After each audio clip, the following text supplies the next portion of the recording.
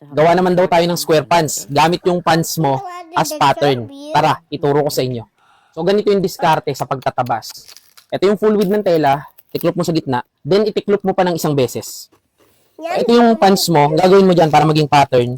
Kunin mo itong gitna niya, so tiklop mo lang siya sa gitna. Pag nailatag mo na yung pattern mo, mag-iwan ka ng puwang dito na 2 inches. Ito kasi yung sa garter. Then after nun, gupitin natin dito sa pinakadulo o laylayan, mag-iwan ka ng allowance na 1 inch. Ito yung magiging sewing allowance naman sa pagtutupi. Etong J-shape, gugupitin mo ng diretso. Huwag mo susundan tong compress na to dahil may garter yan. So gugupitin mo siya ng diretso pataas. Itong gilid, bawasan lang natin ng konti.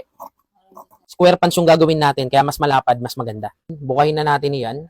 So ang gagawin natin dito sa isang side niya, bawasan natin ng konti pa islant ito. Ito yung magiging front natin. Maliit lang, 1 inch lang. Ito walang bawas, yun lang ang may bawas. Ito yung magiging front, yun yung back. Okay? So next step, tatahiin naman natin ito sa overlock. Next step, kunin mo ito. Kunin mo itong kabila. Pagtapatin mo. Kunin mo itong nasa kabila, itong sa ilalim. Tapos ito naman, pagtapatin natin. Pwede na nating tahiin itong side na to at itong side na to. So, ang gagawin na lang natin, tupian mo yung laylayan, tapos kabitan natin ng garter. Okay na yan. Pwede na natin ipasukat yan. Ito na po yung aming finished product.